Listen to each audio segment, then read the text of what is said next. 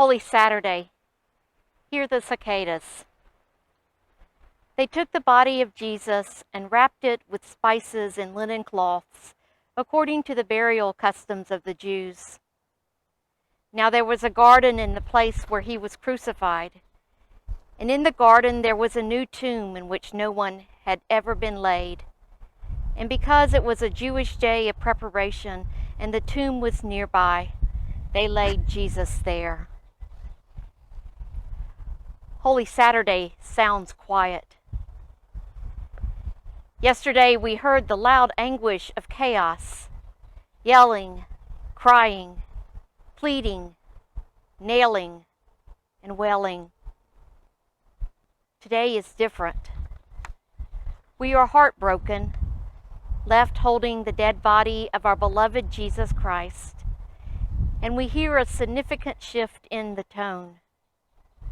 Peaceful phrases form the narrative: clean linen, new tomb, myrrh and aloes, in the garden.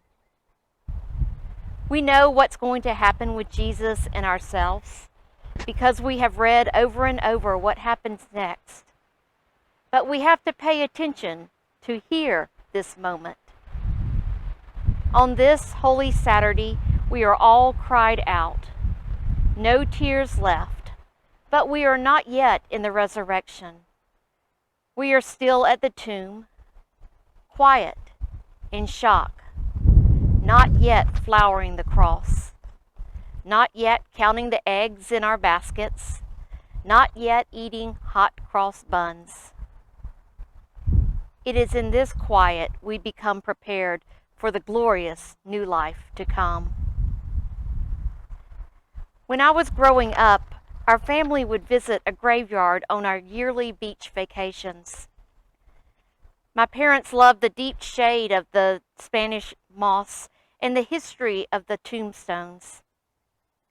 I saw it as needless time away from the sand and the ocean, but I was a kid, so I went along.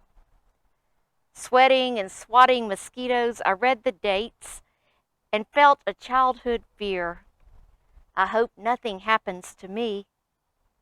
Then I would quickly move on so not to feel sadness too long. Nodding my head, yes, I get the history here, but wondering, how soon can we leave? I'm ready to play and have fun again. 10-year-old reflections on deeper human questions.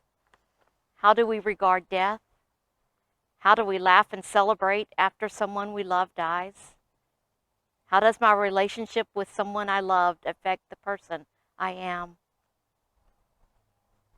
As people of Jesus, we must take this brief, suspended moment under the graveyard oak trees to reflect on the person we watched die on the cross. If we move too quickly to the celebration of resurrection, we might miss, in all the noise, the space for the important tombstone questions. Do I know as much possible about the person Jesus was? How will the life of Jesus make a difference in my life going forward? How will I show the love of Jesus in my other relationships? And how will I live in the hope of rebirth? By taking the time to sit with death, to look into the tomb, we find it's not as scary as we once thought. We learn from what was, and we carry that knowledge into the salty ocean of our futures. Listen, and you will hear the cicadas sing songs of courage and hope. Amen.